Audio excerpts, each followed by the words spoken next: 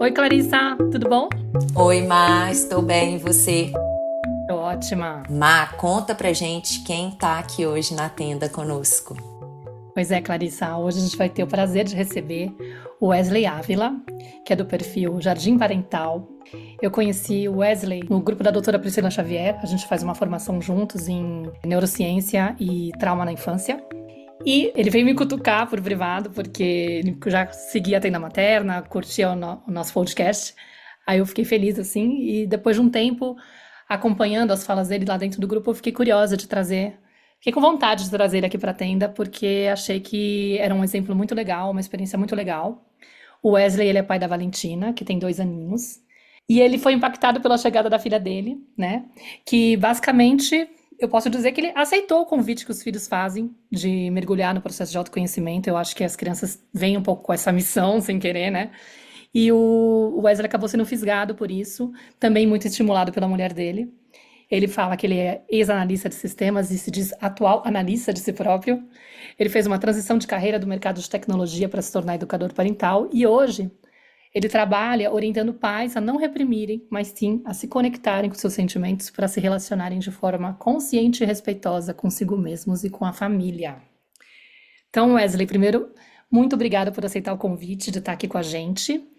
Eu queria muito que você começasse assim o episódio contando como que começou a sua jornada de crescimento pessoal. Qual que foi assim o ponto de virada na tua vida? Por que que você decidiu ir por esse caminho? Primeiramente, muito obrigado a vocês duas. Quero começar agradecendo muito essa oportunidade porque eu me sinto de fato privilegiado de estar aqui com vocês, de estar dentro desse espaço aqui de mulheres criados para um universo da maternidade. Inclusive, nesse momento eu fico me imaginando assim, tirando meu tênis e entrando nessa tenda aqui tão especial com vocês. Fico muito feliz. Antes de falar como foi, né, essa jornada minha aí, eu queria falar rapidamente sobre o lugar que eu vim, né, da onde que eu vim. Antes de falar da transformação da parentalidade, eu queria falar rapidinho como foi o contexto, né, da formação do Wesley. Eu fui um filho homem, filho mais velho, na década de 80 ali, criado em uma família de classe média. Minha mãe cuidava das crianças e da casa, meu pai era o pai provedor, trabalhava muito e era bem rígido, bem exigente, agressivo, autoritarismo total.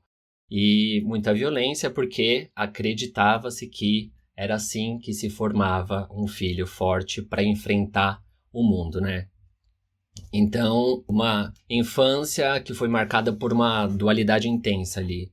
Enquanto eu tive, óbvio, momentos de diversão, de carinho, tive brinquedos, festa de aniversário, presente, viagens em família, mas eu também enfrentava um ambiente muito rígido dentro de casa. Então, a figura paterna, por exemplo, que deveria ser proteção, muitas vezes era sinônimo de medo e punição. Então, esse contraste aí na minha infância, que é muito comum, né, para muita gente hoje, a gente que está nessa área sabe, esse contraste aí ele criou uma crença muito forte em mim de que a violência era necessária para a formação de um bom caráter. Isso se desdobra na minha adolescência, com uma busca ali, né, a famosa frase adolescência é o renascimento. Então, junto com isso vem essa busca por pertencimento que eu não tinha dentro de casa, onde eu me afasto muito dos meus pais e vou procurando ali grupos para pertencer. O adolescente ali, eu fui uma Ferrari sem freio e sem direção, então foi um período muito difícil para mim, né?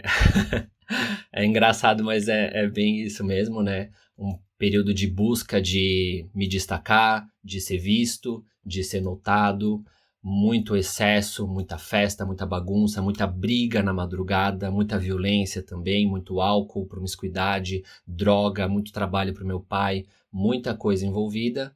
Isso foi até o começo da vida adulta, onde naquele desdobramento do começo da vida adulta, isso acaba se movimentando para uma busca por pertencer no mundo. E o que era aquilo para mim? Era destaque profissional. Eu precisava ter uma boa carreira, bens materiais, porque isso seria segurança, isso seria sucesso.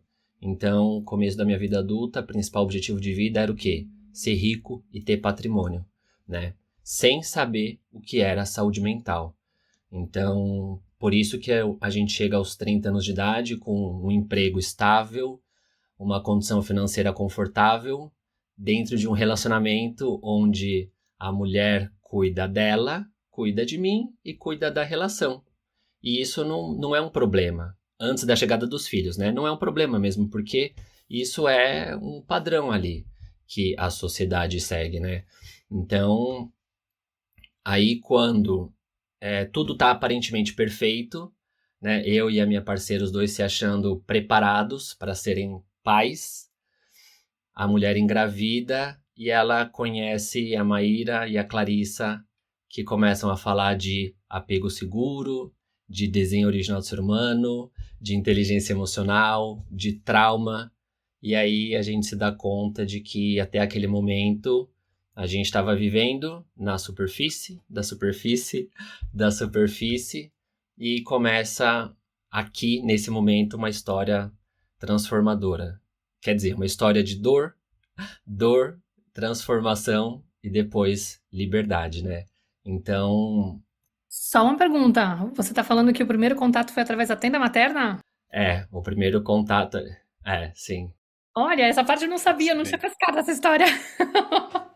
Que legal. O segundo contato foi a Maia. Que ótimo, que bacana. E aí, quando tava nessa questão de começar a buscar, né, começar a entender, o meu primeiro contato, ele foi com esses tipos de conteúdo assim, e eu vi a Milene começando a buscar, né, despertando o interesse dela, começando a buscar conteúdos para entender sobre isso, e aqui tem uma opinião minha, eu acho que até a maioria dos pais, eles até têm uma boa vontade de buscar um conteúdo porque eles falam, eu quero fazer algo diferente do que eu recebi. Existe essa vontade dos pais. A questão é que, hoje em dia, tem muito conteúdo ainda disponível, sem fundamento, sem embasamento, e que continua validando e perpetuando a educação autoritária. Então, para o homem, ele acaba caindo nesse lugar de perfis violentos que tem tanto no Instagram ali, que valida isso e fala assim, ufa, era isso mais ou menos que eu sabia, sem novidade, então vou seguir nesse caminho mesmo, né? Então o homem até tem uma vontade de buscar, mas muitas vezes ele acaba buscando algo que não tem embasamento, não tem fundamento. No meu caso não, a Milene começou a trazer muito conteúdo para mim nessa questão e respondendo por fim a pergunta de onde que veio a virada de chave, foi quando eu parei um minuto e comecei a ouvir as minhas próprias objeções, porque a Milene ela falava para mim assim, precisa dar muito colo, muito acolhimento, muito carinho, a gente não vai poder punir, vai dormir junto na nossa cama. E eu ouvia tudo aquilo num primeiro momento, né? E eu respondia, mas muito colo vai deixar mal acostumado, se a gente só acolher sem punir, vai ficar mimado. Se for dormir na nossa cama, nunca mais vai desacostumar, não vai aprender a dormir sozinho. E aí eu parei por um minuto e falei, mas da onde que tá vindo essas minhas respostas? Da onde que vem todos esses pensamentos automáticos já rebatendo tudo isso? E foi essa a virada de chave. Eu percebi que eram crenças, em cima de crenças, em cima de crenças, e que elas eram fruto, não tinha fundamento, era fruto da minha história, tudo baseado nas minhas vivências. E aí, essa foi a virada de chave, entender que eu não tinha fundamento nenhum para estar respondendo aquilo, mas junto com isso, com essa virada de chave, veio um medo. Não medo, veio um pavor, na verdade. Porque eu falei assim, nossa, então será que a minha infância foi ruim? Então será que eu tenho esse discurso interno que foi excelente, mas isso é uma mentira minha? Então aconteceu esse diálogo interno dentro de mim. Não tão consciente assim, aconteceu longe assim, sem eu estar percebendo ele, mas eu tive uma percepção assim de que, Wesley, você está prestes a ir para um caminho que muita coisa vai mudar. E aí eu impulsivamente falei, não, vamos, quero mudar, vamos ver onde isso vai dar, né? E aí depois que eu comecei a me permitir entrar nesse processo de autoconhecimento verdadeiro, né, profundo, da minha história mesmo, querer olhar minha história com interesse genuíno, eu falei, não quero mais, quero voltar para trás, né? Tô tranquilo aqui, vamos, me põe de volta na Matrix, mas não dava mais, né? Ali já não dava mais, eu não consegui, porque já tinha começado alguma coisa muito grande dentro de mim. Que maravilhoso te escutar, Wesley. Eu me lembro também, né, um dia que eu recebi a Milene fez a formação, né, em educação positiva, e você acompanhou, fez junto com ela o processo todo, e um dia eu me deparei com um longo depoimento seu, né, no meu Instagram, assim, e eu lembro que eu fiquei emocionada, eu tô falando, eu fico até emocionada, porque na hora que eu vi, eu falei, cara, olha só que maravilhoso o lugar que ele tá chegando. E aí mostrei para as meninas, foi muito bonito, assim. E para mim é uma grande alegria te receber aqui na tenda. E eu quero só ressaltar um ponto que você falou, que é uma coisa que eu tava num grupo terapêutico que eu tenho aqui em casa e agora eu tava falando sobre isso com as meninas, né? E que você trouxe, né, de uma forma muito bonita e simples esse seu processo aí do ponto de virada, e você falou assim, o ponto de virada aconteceu quando eu comecei a observar as minhas objeções. E é tão maravilhoso porque esse ponto de virada, ele acontece realmente quando a gente para de acreditar, ou pelo menos quer começar a questionar esse discurso interno, né? Essas vozes que foram. E aqui muita atenção, gente. Essa voz que está na nossa cabeça aqui, né? O que eu vou chamar aqui de mente. Esse discurso interno, isso que está o tempo todo fazendo um barulho aqui e que guia as nossas emoções, que guia as nossas ações, foi forjado lá atrás. Num momento que a gente não tinha condições de questionar, de se defender, e que a gente era totalmente dependente e vulnerável. Então eu simplesmente estava aberto e moldei a minha visão de mundo, de como as pessoas se relacionam, de como eu sou, né, a visão que eu tenho a respeito de mim mesma, nesse momento que eu não tinha condições de questionar o que me era passado, como as pessoas estavam, não podia. A criança até tenta, ela ainda se mantém por muito tempo fiel ao que o corpo dela está comunicando para ela, mas chega um momento que ela vai ter que começar a abrir mão da sua própria autenticidade em função de seguir pertencendo, né? A gente já falou isso em vários episódios aqui. Então, quando você começa esse processo, Wesley, a questionar e entende, peraí, de onde que veio e que vieram essas vossas respostas, todas essas certezas aqui que eu tô carregando, que vai acontecer isso, isso e isso, se eu nunca estudei isso, se eu nunca, né, de onde que estão vindo essas certezas todas que a Milene fala uma coisa ou que eu escuto um profissional falando e já vem a minha mente sábia, né, nunca tive filho, como é que, da onde que tá surgindo isso? E aí a gente se assusta, né? Poxa, nossa, isso vem da minha experiência infantil. Meu Deus, e será que a minha experiência infantil foi essa Brastemp toda, essa maravilha toda, né? Que eu tô acreditando? E aí quando a gente começa a indagar, a questionar essas primeiras respostas automáticas que vêm e começa a dar um tempo, a observar, a se interessar por aprender, por quem está estudando, pelo que a ciência diz, pelo que as pessoas que estão estudando comportamento humano, a gente começa a abrir um novo universo. E realmente a sensação que vem é esse medo, é esse pavor que você descreveu. Porque se eu não sou isso que me contaram lá atrás, se eu solto as minhas crenças, se eu solto toda essa percepção de mundo e tudo isso que foi construído lá atrás, quem sou eu aqui agora, né? Se eu soltar isso, eu não sei mais, eu perdi os meus referenciais. E é muito doído realmente, a gente soltar aquilo que a gente carregou, mas ao mesmo tempo, como você disse, é libertador também. É um preço que eu pago. Né? Mas eu vou sair de uma estrutura extremamente limitada que eu tive que me moldar para sobreviver, e a hora que eu entendo que eu cresci e que eu preciso de me lançar nesse desconhecido, é um pavor. Mas é como você falou, né? Eu me jogo no desconhecido, no vazio, e aí não tem volta. Mas é um caminho de muito crescimento e, óbvio, vai ter dor sim, mas é incrível. E que delícia ver a clareza com que você descreve isso. Cara, e também eu fico pensando, né?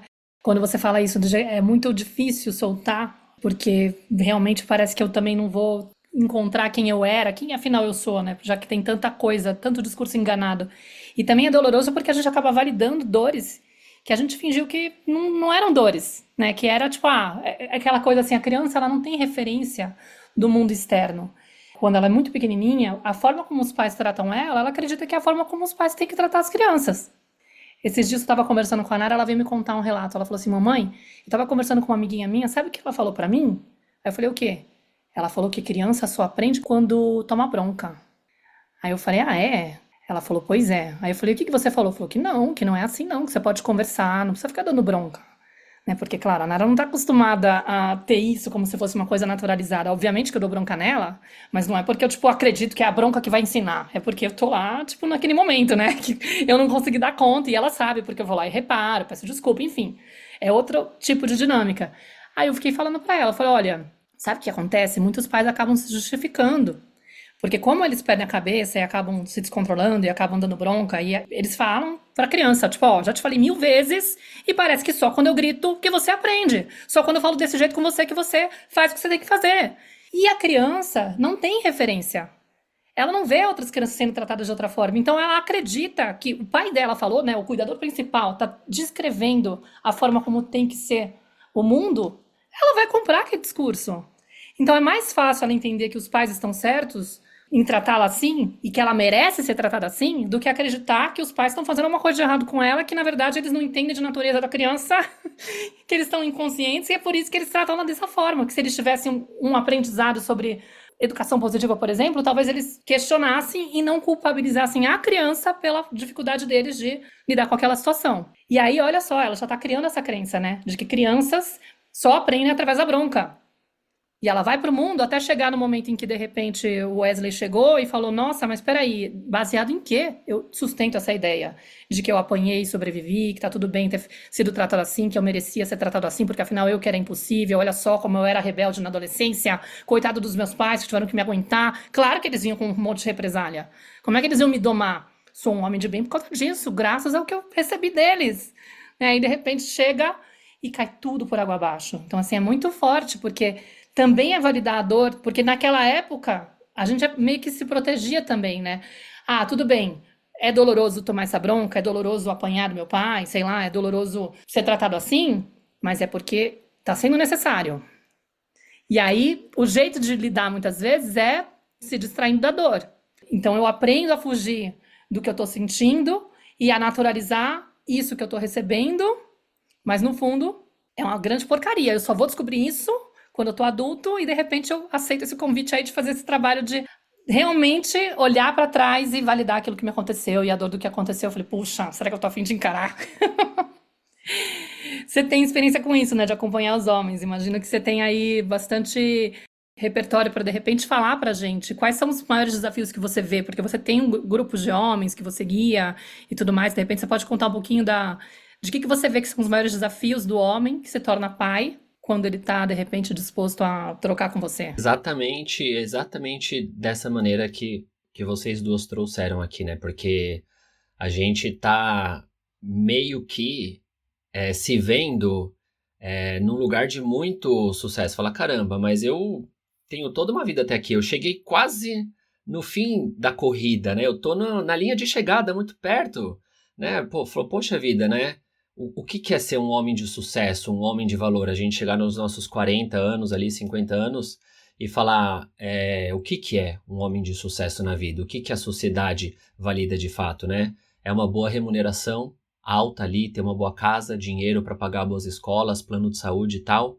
Só que eu não tenho conexão emocional com as crianças, eu não tenho vínculo de afeto, né? A minha parceira, ela tá distante, ela começou a consumir conteúdo e informação e não faz o menor sentido, porque ela tá invalidando toda a minha vida, sendo que eu tenho, do outro lado, toda uma sociedade que continua falando isso, pregando a importância do trabalho, do homem sair cedo, do homem provedor. E aí eu tenho um grupinho pequeno de mulheres falando algo que é o oposto do que toda uma sociedade fala.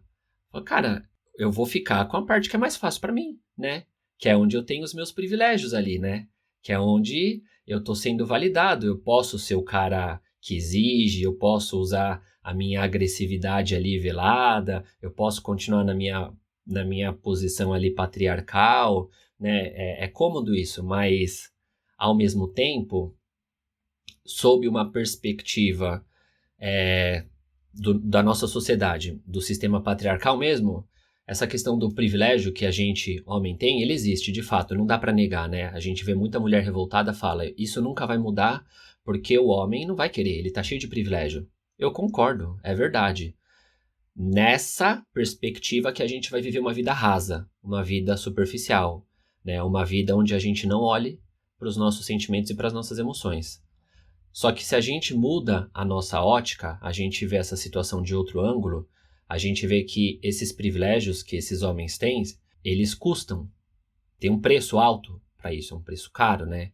Que é uma cacetada de vício que a gente tem, que é nós sermos analfabetos emocionais, não sabermos falar sobre os nossos sentimentos, a gente não sabe se conectar com a nossa parceira, a gente não sabe, não tem um vocabulário para falar das nossas próprias emoções. Então, quando eu começo a receber homens, né, que se veem nessa posição de sucesso, né, um homem de sucesso, da minha cabeça, assim, hoje, até vocês podem dar a opinião de vocês nesse momento. Eu geralmente faço 3 perguntas pro cara, né? Eu falo, cara, eu tô aqui hoje como um ombro para te acolher, né? Eu tô aqui para falar todo o meu processo para você e trocar ideia do que você quiser. Então, eu te faço 3 perguntas, né? Quando foi a última vez que você reconheceu, por exemplo, que estava passando por um momento difícil na sua vida e você conseguiu pedir ajuda? É a primeira pergunta que eu faço pro cara. A maioria deles nunca pediu. Imagina você chegar nos seus 40 anos de idade, 50 e falar, cara, eu nunca pedi ajuda na vida, nunca, não lembro, se eu pedir eu não lembro. Né? Eu falo, beleza, se a gente tirar aqui a sua carreira profissional, tirar seus bens materiais, sua casa, seu carro, sua conta bancária, você consegue reconhecer o seu valor como ser humano? Você se sente valorizado?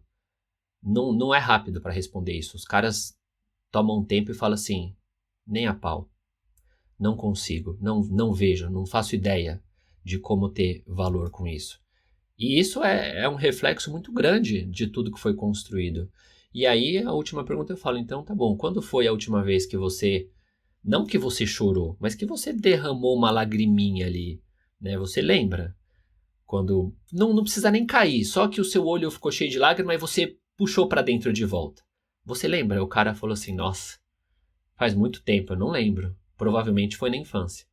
E aí nessa hora você vê que os pais, de uma maneira geral, eles estão num estado ali de dissociação e de busca por anestesia total, assim, que somos especialistas, assim, em dizer que somos inabaláveis, porém estamos jogando tudo para debaixo do tapete, né? A gente está reprimindo todas as nossas emoções, né? Então, por isso que eu falo, esse discurso que as mulheres têm de falar assim, as coisas nunca vão mudar porque o patriarcado tá aí, é muito cômodo para os caras permanecerem ali. É verdade, é cômodo. Até que eles falem assim, isso está me matando, isso está me adoecendo, eu tô percebendo, né? O meu corpo tá comunicando, né?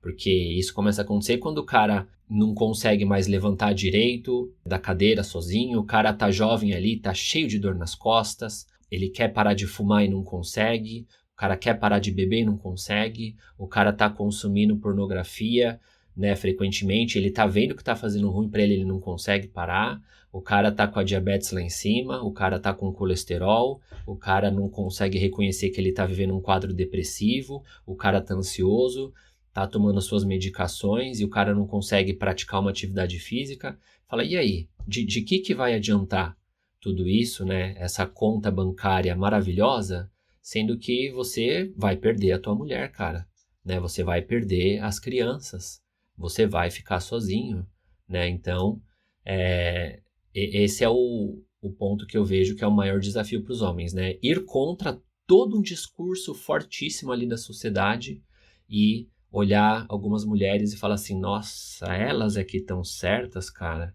São elas que estão trazendo uma informação mais humana. E aí, por isso que é legal a gente ter outros homens nesse movimento ali, né?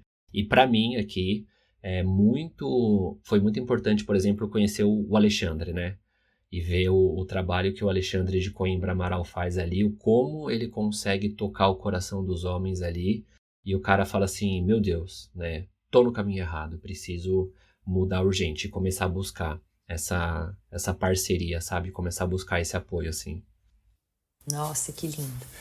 E tem uma coisa que é tão interessante, né, que eu queria ressaltar aqui que você falou, Wesley, que é com relação a essa expressão emocional, né? Primeiro que a gente realmente, né, concordo com você, que é só quando a gente também começa, né, a questionar essa normalidade, ou o que a nossa sociedade normaliza, né? O Gabor Maté tem até aquele livro O Mito do Normal, que eu tô terminando de ler ele, mas que é sensacional, e que ele vai falando como que a gente vive numa sociedade adoecida, afastada da nossa natureza humana, e que normaliza padrões extremamente depreciativos da nossa espécie, que vão contra a nossa natureza, né? E a gente normaliza e trata aquilo como o normal, o comum, o a ser seguido.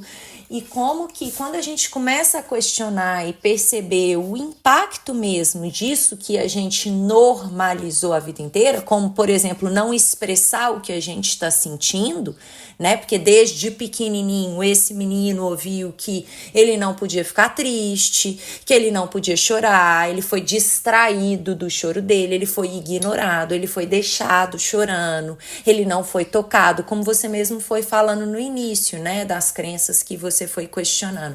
E ele não podia ter medo, porque homem não pode ter medo. E como que isso é algo que vem enraizado na nossa estrutura social há milhares de anos, né? Por exemplo, um cara, quando, né, até hoje temos guerras aí, que loucura, né? Que loucura a gente tá guerreando e se depreciando e o ser humano um matando o outro, né? Que loucura, é a única espécie que faz isso, né? E aí a gente olha, por exemplo, um cara, sei lá, pouco tempo atrás, ou até hoje, quando tem uma guerra, ele não pode ter medo. E ninguém pergunta, você quer ir? Você tá com medo? O que você tá sentindo? Né? Ele é simplesmente jogado naquilo ali, ele tem que deixar a família para trás, e defender o país dele, né? Defender uma causa. Então, quando a gente começa a perceber o impacto de todo esse adoecimento social que a gente está imerso, né? E olhar um pouco mais profundamente para as consequências disso, a gente começa a ter esse ponto de virada, falar assim, não, eu tô doente, tem alguma coisa que eu preciso de fazer. E o mais bonito de tudo isso é perceber que é no encontro com o outro, é na vulnerabilidade, é vendo que aquilo que eu tô lutando aqui para esconder de mim mesmo também tá dentro do outro, né? Que a gente vai se curando, se encorajando de novo a resgatar algo que tá adormecido, não é que se perdeu, mas que tá adormecido. Então, eu queria que você falasse um pouquinho sobre esse encontro, tanto que você trouxe, né, com o Alexandre, que talvez tenha sido uma inspiração e que ele cria esse espaço no qual homens podem estar ali juntos, falando sobre si, né, falando sobre a sua própria experiência, sem se sentir julgado, criticado, né, invalidado, mas simplesmente tendo esse espaço. E o que te motivou a também, né, inspirar e criar esse espaço que hoje você conduz. Então, falar sobre a força que esse espaço no qual eu me reconheço no outro, ela traz. Então, queria que você falasse um pouquinho da sua experiência, né, de como que estar entre homens foi e está sendo fortalecedor para você se ir em direção, né, à sua própria liberdade, enfim. Então, antes de falar como foi essa questão de estar entre homens fazendo essa prática, né, dando as mãos de uma maneira humana, eu percebi que, por exemplo, a divergência de casal, ela é um problema enorme, né? para nós. E dentro de casa, quando eu tive as minhas objeções ali, mesmo depois de questioná-las, não é simples, não é fácil, né? Eu continuava tendo algumas rejeições, alguns receios ali com a Milene. Eu só consegui entender de fato tudo, ou quer dizer, eu entendia muito melhor quando as professoras da Escola de Educação Positiva, por exemplo, explicavam e traziam exemplos próprios. Para mim ficava muito mais fácil de conectar ao invés de ficar na teoria, né? Então, eu acho que a pior coisa que a mulher faz dentro da relação, quem sou eu para falar a melhor forma ou não, né? Mas uma forma que não funciona bem geralmente é a mulher falar, eu descobri uma coisa aqui chamada educação positiva e você precisa saber o que é isso. Você vai mudar, você precisa seguir o meu caminho aqui. Porque nós, homens, a gente foi preparado, minha gente, para contra-argumentar. Tudo que a gente quer é uma ideia diferente da nossa. A gente fica feliz em debater.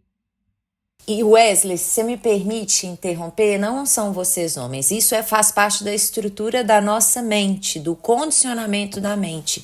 Por quê? Porque a hora que eu falo assim, eu descobri uma coisa e você tem que aprender. A sensação interna e o registro que surge ele não confia em mim.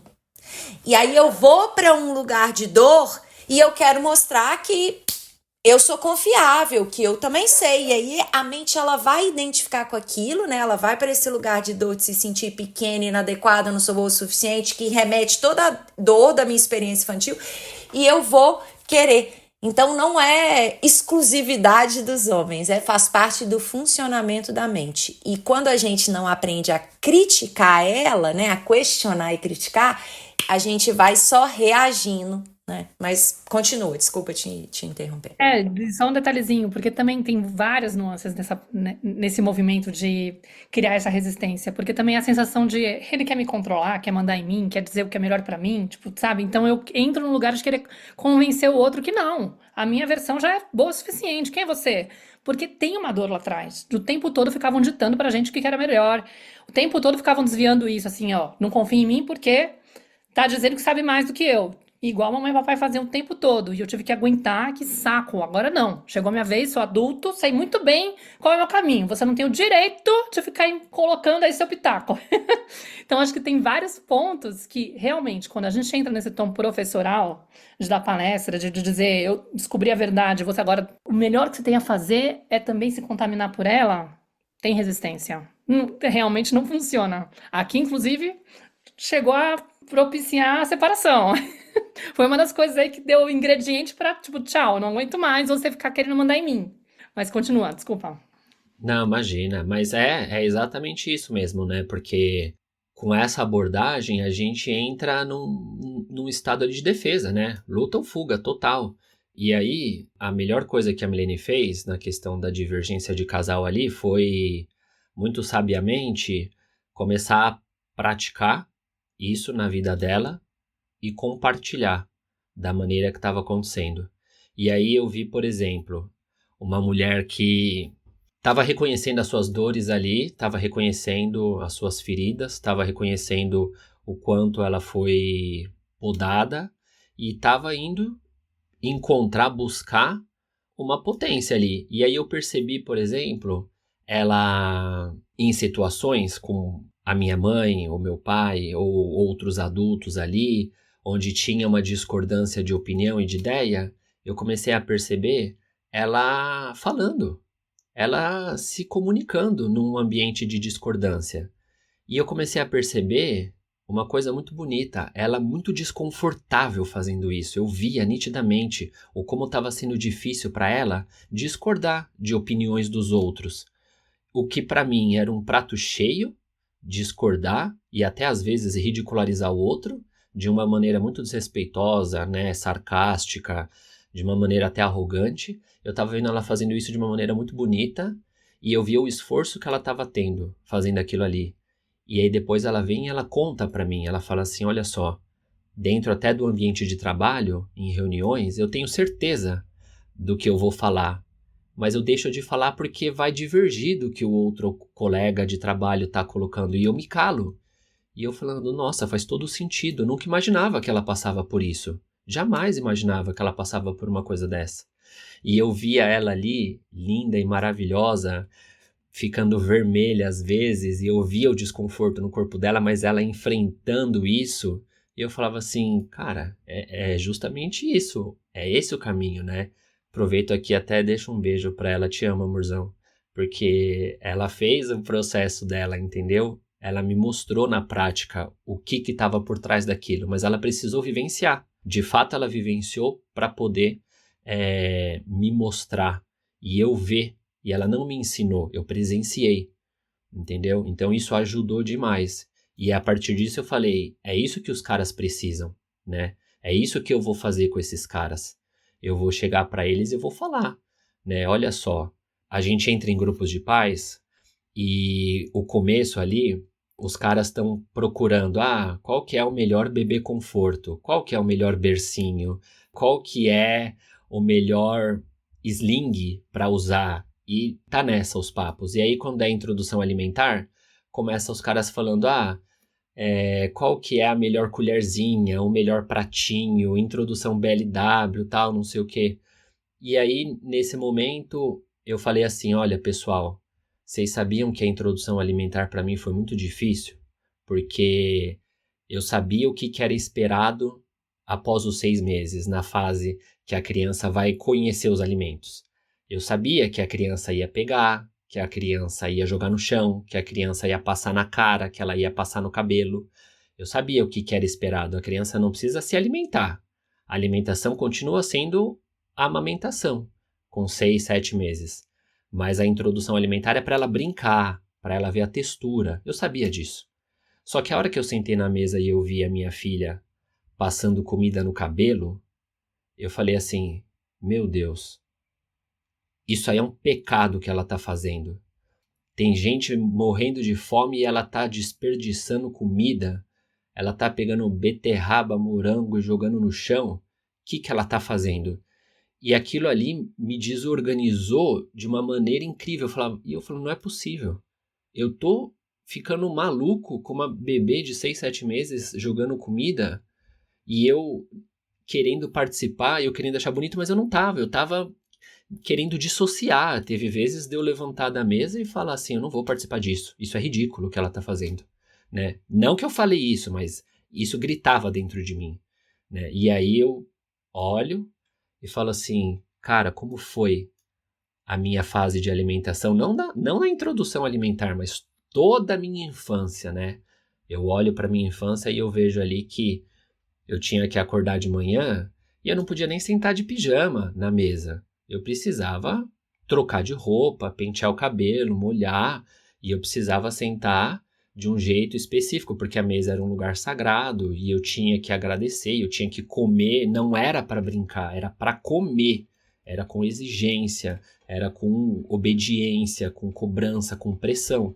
Então a minha alimentação sempre foi péssima, eu sempre tive muita rejeição para a grande maioria dos alimentos, assim, e a minha memória da infância era... Eu chegava ali, e eu lembro nitidamente disso, 6, 7 anos de idade, chegando na hora do almoço, eu ia correndo olhar o que tinha no fogão sendo feito, porque eu não comia nada, eu não aceitava nada. Eu queria arroz, feijão e um frango, era isso que eu queria. E não era isso que tinha. E aí era uma tortura, uma vida inteira, passando uma tortura para comer.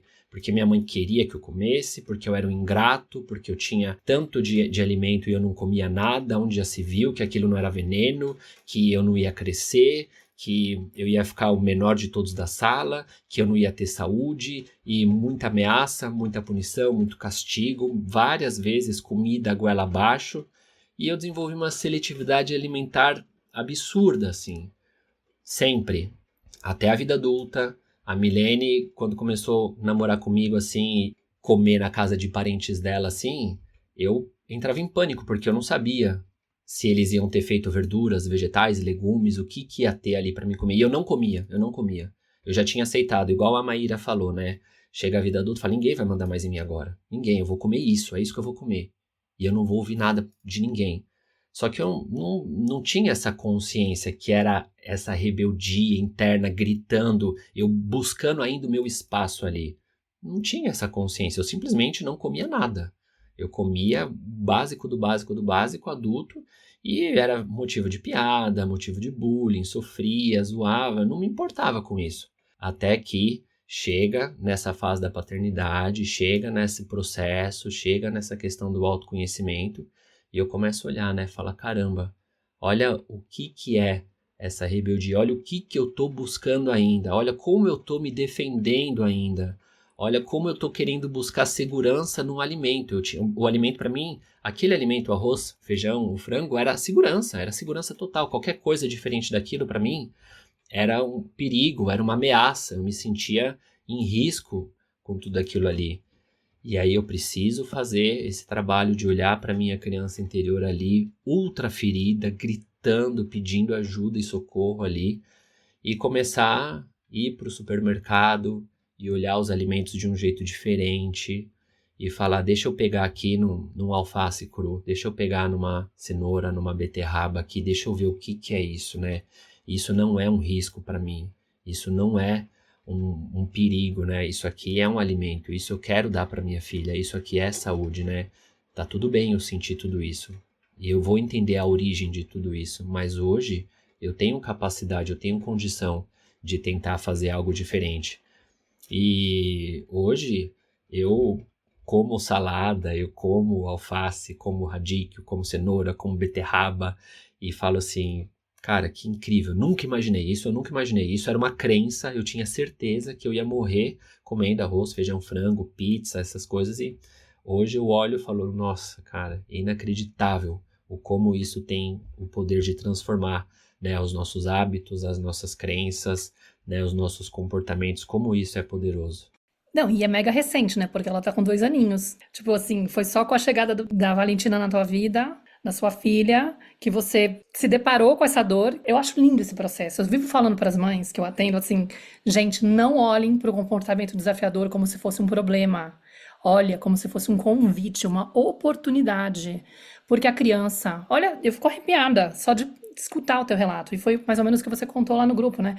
Quando a criança traz uma questão que mexe dentro de você, a tal ponto de você ficar, por exemplo, como assim eu tô pensando tudo isso da minha filha, que tem 6 meses, que tá sujando o cabelo, e eu pensar, sei lá, na fome das crianças da África, entendeu? E achar que eu não vou participar dessa brincadeira aqui porque ela tá desperdiçando alimento. O poder que tem essas falas, né, desse discurso que vem, assim, interno, e que faz a gente realmente se desconectar totalmente do momento presente. Eu, como uma criança de 6 anos que está aprendendo a comer, que está explorando o alimento, que está fazendo tudo que é esperado para aquela fase, que está linda, maravilhosa, aí se sujando, assim, num espaço seguro, com pais que, né, e de repente eu vou e começo a me deixar levar. E aí eu corro o risco de ignorar isso, não ter ideia do que está acontecendo, simplesmente me deixar levar por aquilo que eu estou acreditando na minha mente, que está lá bombardeando a minha mente, e simplesmente entrar num lugar de controle e querer que a minha filha me obedeça e seja bem educada, entre aspas, né, e se comporte à mesa, porque é assim que tem que ser. Reproduzo aquilo do que me passaram, porque eu não estou investigando, eu não estou questionando aquilo, estou simplesmente repassando aquilo que ficou registrado em mim. Ou eu posso tomar a postura de já tendo um pouco de caminho para entender que, opa, por que eu tô tão desorganizado com essa questão? Vou lá, investigo isso, me deparo, olha a quanta coisa você resgatou da tua história, inclusive de mexer em coisas que estavam cristalizadas, você jurava que nunca ia superar. Imagina eu me dando bem com alimento. Quando você descrevia lá no grupo, você indo no supermercado tocando os alimentos, eu fiquei imaginando a cena, tipo, pouquíssimo tempo atrás, você nunca imaginou que você ia abrir mão dessa seletividade, né? E a gente estava conversando sobre isso, de onde que vem esse lugar de querer controlar pelo menos isso na minha vida, porque eu já me sinto extremamente controlado, então aqui eu quero garantir que, sei lá, ninguém vai ficar mandando em mim. E aí, o presente que é, eu falo, gente, é uma oportunidade, porque quando você identifica uma pereba emocional dessa proporção, você tá tendo a chance de mexer nisso e falar, agora eu vou poder olhar para isso e cuidar disso e curar essa dor. E não só a minha relação com a minha filha vai ficar melhor porque eu vou deixar de controlar ela e de repente vampirizar ela, ficar lá, tipo, em cima dela durante esse momento e fazer ela acreditar que ela tá sendo mal educada, por exemplo, ela começa a se ler dessa forma, como também eu vou começar a comer outros alimentos deliciosos que estão aí fora do meu alcance nesse caso, né, nesse exemplo. Então você ganha aí tanta coisa, né, de você poder tocar alimento, de você poder provar outras coisas e não precisar se defender dessa forma, né, porque foi seu mecanismo de defesa. Não era você lá, o Wesley autêntico que estava recusando o alimento, era o Wesley tentando se proteger. Lindo demais, eu adoro essas coisas assim. Ó, eu queria falar também de uma outra coisa que me chamou a atenção, né?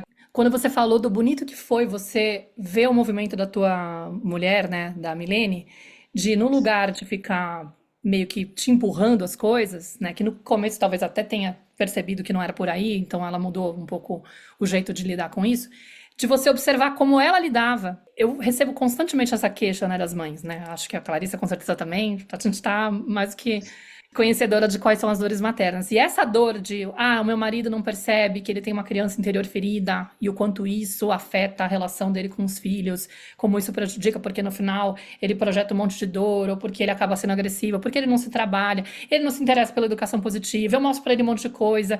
E aí a mulher fica nessa dor. E eu sempre tento meio que tentar, num dado momento, explicar. Gente, quando a gente tenta impor, realmente cria essa resistência. E acho que é muito mais poderoso.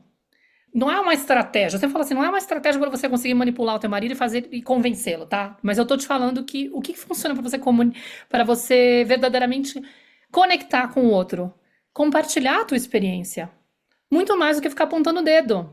Então, ao invés de ficar falando, você não percebe que você tem uma criança ferida, que é por isso que você grita com teu filho, porque gritavam com você?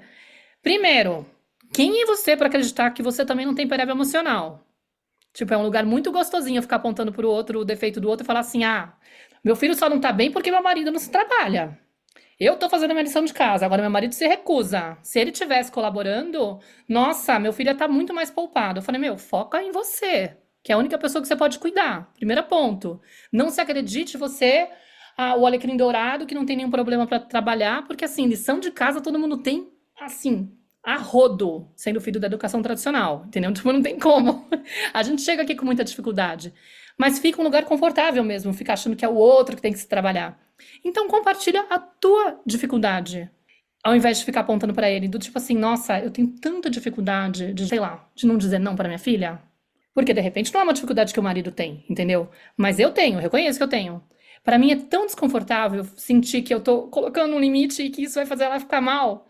Entendeu? E aí, o cara começa a perceber também que, tipo, é isso, a pessoa tá fazendo com desconforto. E que bonito observar ela fazendo a tentativa de tentar garantir que a filha tenha a melhor versão da mãe, né? Mesmo a mãe fazendo assim, das tripas coração pra conseguir ser aquela versão. Tipo, nossa, que difícil, que difícil. Porque aí o cara fica estimulado, talvez, né? Não sei dizer, mas ele fica mais aberto a falar, puxa, realmente, todos nós viemos de um lugar muito cruel, assim, com a criança, entendeu? E por conta disso, cada um chega com uma pereba, eu digo assim. Ou com várias, né? Mas às vezes são diferentes, então é fácil você falar pro outro, por que você não trabalha a sua dificuldade de não gritar? De repente eu consigo, mas tem outras coisas que eu não consigo, e eu tenho que admitir. E eu acho muito mais lindo quando a gente compartilha isso, porque isso que abre pro outro se olhar também, sem essa cobrança, sem se sentir pressionado. Eu falei, não, realmente, tá todo mundo aí zoado. Eu até brinco às vezes, falo assim, quando a gente tá meio que trabalhando essa coisa de ter consciência das nossas dores, é quase como se, você que tem dificuldade com controlar o grito, quando você começar a gritar, eu meio que entro em cena. Deixa que eu assumo o controle da situação. Porque eu sei que você não vai conseguir segurar. Eu tenho empatia por você. Poxa, eu sei que é difícil. Quando eu tiver dificuldade de dizer um não pra minha filha, você vem e entra em cena. Não, vamos manter o não. Tipo assim, lembra? Quase como se já tivesse um código. Maravilhoso. Porque ninguém tá julgando ninguém. Tá todo mundo falando assim, cara, todo mundo aqui é humano, chega aqui com um monte de coisa e vamos aqui tentar se ajudar, né? Por aí. Mas enfim, tá sendo maravilhoso conversar com você, né? Não sei se você quer deixar um recado assim para os pais, para as pessoas que estão escutando a gente ou para as mães também, uma fala final, uma mensagem que seja inspiradora para todo mundo que está escutando a gente. Queria sim. Você vê, né? Exatamente isso que você traz, porque é muito fácil, é muito atrativo a gente começar a buscar o conhecimento e aplicar a informação que a gente tem no outro. É muito fácil isso, né? É aquela questão de eu tô deixando de olhar para mim totalmente. É muito mais fácil ver tudo quando a gente tá de fora, né? Essa questão de olhar para o marido e apontar as coisas e falar é difícil mesmo. Mas, como a Clarissa perguntou anteriormente, você completou agora, né? A forma que eu encontrei de me conectar com os caras foi assim, né? Falando de mim, é assim. Quando eu conto essa história da seletividade alimentar, vários caras se identificam. Eles saem do grupo do interesse pelo bebê conforto, pelo cadeirãozinho, e eles falam, caramba, eu também me sinto assim. Eu também fico segurando, eu fico reprimindo essa vontade de corrigir a minha filha e o meu filho lá, né? E para as mulheres, eu diria que eu não tiro uma vírgula do que você falou, Maíra. Eu diria que assim, né? É difícil de fato. A mulher, em teoria, ela não tem obrigação de fazer isso, né? De querer mostrar isso pro homem para que ele busque a mudança dele, mas essa de fato é a melhor chance que a mulher vai ter de superar a divergência com o parceiro ali e de... É isso, é não querer impor a verdade dela. Esse é um ótimo caminho, é um ótimo lugar se encontrar ali e dar as mãos na dificuldade, na dor ali, né? Eu até peço licença poética pra você, Maíra. É na pereba emocional, cara. É na pereba emocional. Quando você fala, essa é a minha pereba emocional, você mostra pro cara, ele vai entender, ele vai falar assim, nossa, com certeza eu também tenho, eu só não tô conseguindo encontrar. Mas ele vai ver o seu processo, né? Então, se você tem facilidade em falar pro cara, ó, isso aí é o seu trauma, né? É a sua criança interior. Se você tem facilidade de fazer isso pra ele, pra você vai ser um pouco mais difícil. Mas quando você conseguir fazer pra você isso aí e compartilhar com ele, pra ele vai ficar atrativo, né? Eu, num primeiro momento, eu até ouvia a Milene se vulnerabilizar ali e eu ficava desconfortável. Eu falava, nossa, eu preciso resolver isso aqui. Eu preciso encontrar uma solução pra ela, né? E não é isso. Não é. É simplesmente ouvir, entender. E aí começou a me dar interesse, porque eu comecei a ver o quão grandioso é esse movimento, essa transformação. Então, quando a gente consegue, né, se encontrar nas dores ali, nesse espaço sem julgamento, é ali que a gente consegue sentir a segurança de fato, né, do casal. É ali que a gente fala, olha só, não tem nada a ver o que eu achava que era ser forte. Não tem nada a ver o que eu achei que era coragem. Coragem é isso aqui que a gente tá fazendo agora. Isso sim é coragem, né? Se vulnerabilizar desse jeito. Isso sim é experimentar um ambiente seguro dentro de casa. Nossa casa precisa ser esse ambiente seguro. A gente precisa ter essa liberdade de falar de uma maneira honesta sobre as nossas questões e não querer que o outro resolva, né? Simplesmente para a gente poder compartilhar e se encontrar ali. E para os pais eu diria que se eles quiserem experimentar, vivenciar um sentimento completamente inédito, jamais sentido antes, essa é a melhor chance que eles vão ter. Essa é a chance da vida, cara, que você vai ter. E você tem essa capacidade, você tem essa condição de desenvolver essas habilidades, de entender as suas emoções, os seus sentimentos. E isso vai mudar, né? O nome é transformação mesmo, porque isso vai mudar a sua vida, vai mudar a sua visão, vai mudar suas prioridades, o que você tem como relevância na sua vida. Vai ser fenomenal isso aí.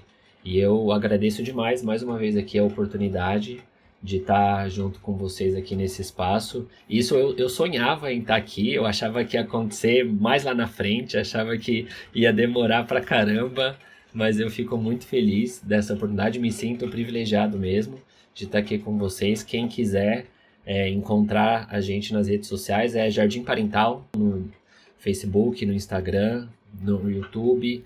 Manda lá uma mensagem, eu tenho esse grupo que ele chama Conexão Paterna, é um grupo gratuito, é um grupo de acolhimento, é um grupo de apoio, é um grupo para a gente trocar sem julgamento, para a gente experimentar essa sensação de segurança. A gente faz algumas rodas de conversa ali quinzenal também, e para quem está disposto, para quem está interessado, as portas estão abertas. Muito obrigado a vocês.